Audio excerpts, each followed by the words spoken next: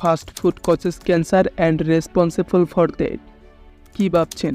ভুল শুনছেন? স্মোকিংয়ের জায়গায় কেন ফাস্টফুড শব্দটা ব্যবহার করছি?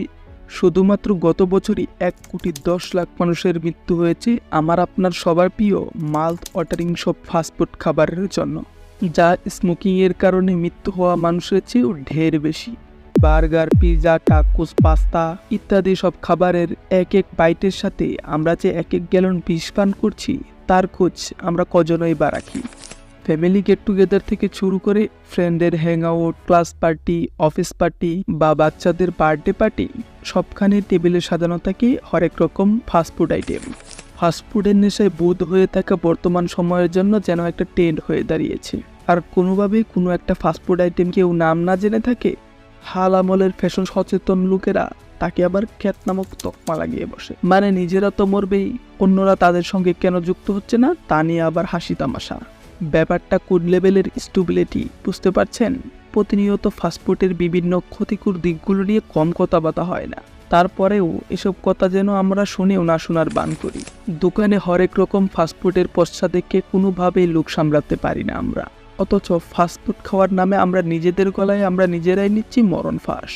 তো চলুন জেনে আসা যাক ফাস্টফুডের মরণ জালে ফেসে যাওয়া আমাদের বর্তমান সমাজের কথা। ফাস্টফুড, যার বাংলা আবেদনিক অর্থ জটপট খাবার, 1951 সালে ইংরাজি মারিয়াম ওয়েবস্টার আবেদনে ফাস্টফুড শব্দটি প্রথম স্বীকৃতি লাভ করে। কিন্তু ফুডের সাথে ফাস্ট কথাটি যুক্ত হওয়ার পিছনে রয়েছে আর এক কাহিনী। 1950 এবং 60-এর দশকে আমেরিকায় নতুন হাইওয়ে সিস্টেম চালু হয়।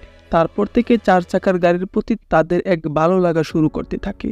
এমনকি শুধুমাত্র ভ্রমণের জন্য প্রতিটা শহরকে পুনর্গঠন করা হয়। ধীরে ধীরে তাদের লাইফস্টাইল হয়ে যায় অন দ্য গো টাইপ, অর্থাৎ সবসময় ব্যর্থতা। 100 বছর আগে রেস্টুরেন্টে খাওয়াটা ছিল বড় লোকদের ব্যাপার, কিন্তু দ্বিতীয় বিশ্বযুদ্ধের পর কর্মঠ মানুষ বাড়তে থাকে। মহিলারা, যাদের জীবন ছিল 4 দেয়াল আর রান্নাঘরের ভিতরে আবদ্ধ, তারাও বাইরে এসে কাজ করা শুরু করলো। এই সব কিছুর ফলে দ্রুত পরিবেশনযোগ্য এবং কম দামি খাবারের চাহিদা বাড়তে লাগলো। 1921 সালে আমেরিকার এক শহরে হোয়াইট ক্যাসেল নামক এক রেস্টুরেন্ট তাদের নিজস্ব মেকানিক্যাল টেকনিক ব্যবহার করে হ্যামবার্গারকে ফাস্টফুড নামে বিক্রি করতে শুরু করে। তাদের দেখাদেখি অন্য সব রেস্টুরেন্টগুলো এই তালিকায় নাম লেখায়। এখন তো বিশ্বের প্রতিটা অলিতে গলিতে ফাস্টফুডের দোকানের ছড়াছড়ি। প্রথম দিকে ফাস্টফুড বলতে মার্কিন রন্ধনশৈলী, বার্গার, ফ্রাইড চিকেন, হটডগ ইত্যাদি আইটেমকে বোঝানো হতো। ইতালিয়ান থেকে থাই সব খাবারই ফাস্টফুড। আগেই বলেছি, ফাস্টফুড খাওয়াটা ছিল বড়লোকদের লাইফস্টাইল।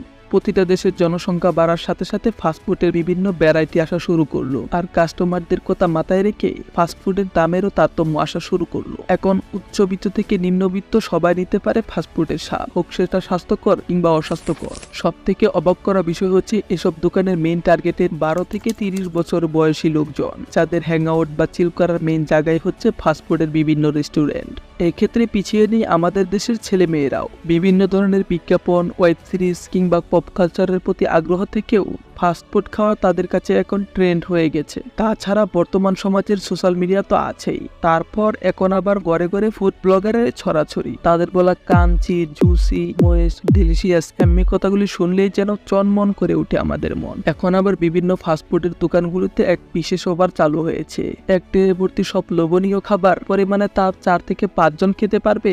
এই পরিমাণ খাবার কেউ যদি 5 থেকে 10 মিনিটের মধ্যে শেষ করতে পারে, তাহলে সেই খাবার তার জন্য সম্পূর্ণ ফ্রি। কি এক তাজ্জব ব্যাপার! মানে যতভাবে মানুষকে আরো ফাস্টফুডের দিকে বেশি আকর্ষিত করা যায়, সেই সাথে বিভিন্ন নামি দামি ফাস্টফুডের দোকানগুলোর নামি দামি পাহাড়ি মার্কেটিং স্ট্র্যাটেজি তো আছেই। আপনাদের হয়তোবা মনে আছে, কিছুদিন আগে কেএফসি একটি অফার দিয়েছিল। 10 টাকা অথবা 25 টাকার একটি কুরকুরে চিপসের খালি প্যাকেট যদি কেউ তাদের আউটলেটে গিয়ে জমা দেয়, তাহলে 149 টাকা দামের একটি ফ্রাইড চিকেন সম্পূর্ণ ফ্রি।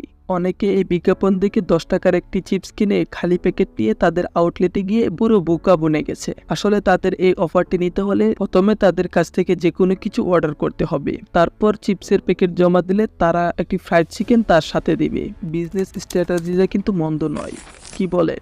এত সব বাহারি মার্কেটিং পলিসির বাইরেও আরও এক মক্কেল আছে, যার সামনে আমাদের সেলফ কন্ট্রোল বা উইল পাওয়ার কোনোভাবেই টিকানো যায় না।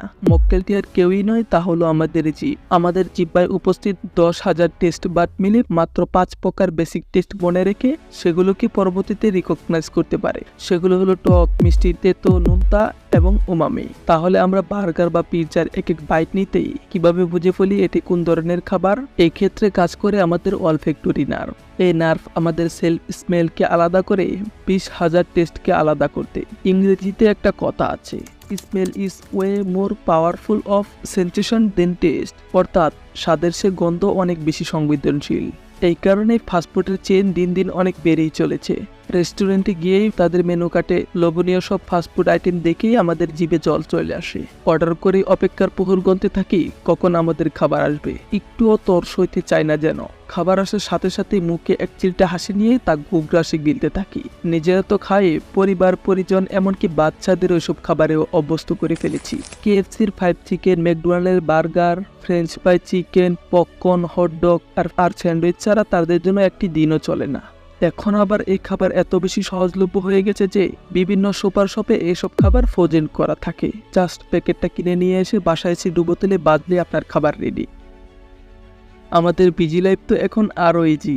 লাইফকে ইজি বানাতে গিয়ে আমাদের শরীরকে যে নানা রোগের বাসা বানিয়ে ফেলছি, তার খবর আমরা কজনেই বাড়াই।